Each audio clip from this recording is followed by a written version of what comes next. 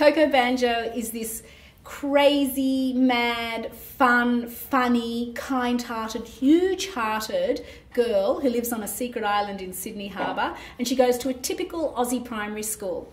And with that, you get, you know, all school gate traumas amongst school mummies who eye up the very handsome teachers. You get NAPLAN tests, you get bush tucker gardens, scary principals, lovely teachers, scary teachers, all the stuff that goes on in a typical Aussie primary school with this crazy little kid called Coco who embraces difference and I guess takes in a lot of the emotional intelligence lessons that a lot of kids are learning at school today. I know this because I've got 4 kids through the Aussie primary system at the moment. Things like resilience and bullying and tolerance and being kind, all those kind of things. So I wanted to take in those lessons, but I wanted the books to be a great read for younger readers and with a character that they really love, they really embrace, and that's what I'm finding with the series.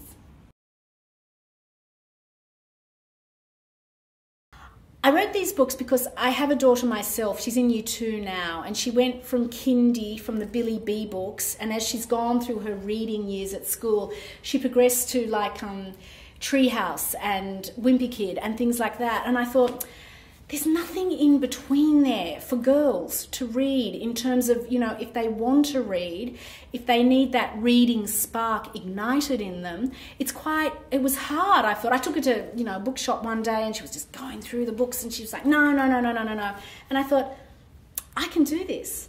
I can write for people like girls like her and kids, boys as well, who just want to, they may be starting out with reading, or older kids as well, who will read a book like a comic book. And so I thought, I can illustrate it too. Art was my favourite subject at school. I haven't drawn for decades, but as soon as I had that light bulb moment in my head of, oh, I can do this, I know exactly what to do because I've seen all my kids struggling with their reading and the kind of books that they love and the books that set them on fire, I thought, I can do it. And so that's how I began writing and illustrating Coco. It's for readers from about ages 6 all the way through really the primary years, because as I was writing and drawing, I had some of my oldest son, he was in Year 6 as I was writing my first 2 Cocos, and his mates had come over and they'd see me at the dining table and they'd be sitting down reading through the manuscript pages, but they were reading it like it was a comic, whereas younger kids would read it like it's a book because it's text interspersed with funky kind of fonts and that kind of thing, words, a bit like Tom Gates set out like that, but also lots of illustrations too. So it's really the whole primary school market. It reflects the typical world of an Aussie primary. I wish, but no. Now, in fact, my daughter, well, there's a mother in the book. And I drew the mother, and I thought I drew the mother kind of in the way that I would like to see myself. And my daughter's like, oh, Mum, no, Clem, the mum in the book, she's so much cooler than you.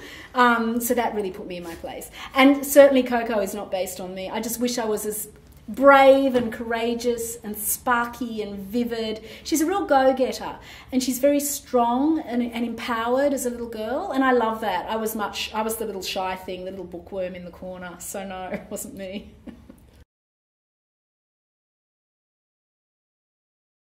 No, I write, and my amazing editor, Zoe Walton, she gets the whole manuscript, and then she's incredible the way she kind of works out the pages, where they're going to go, how much text is going to go on a page. And in terms of, she's so interesting the way she'll have that sense of narrative drive. She'll have like a question or a mystery on always the right-hand side of the page, so that then the child is compelled to turn the page to find the answer to the question.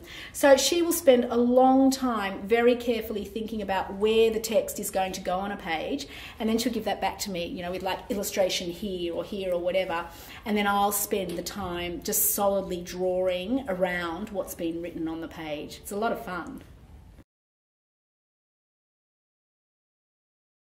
Yes, I hope so. There's another one coming out in January, Coco Banjo and the Super Wow Surprise. And I feel like I've got 4 kids going through the primary system.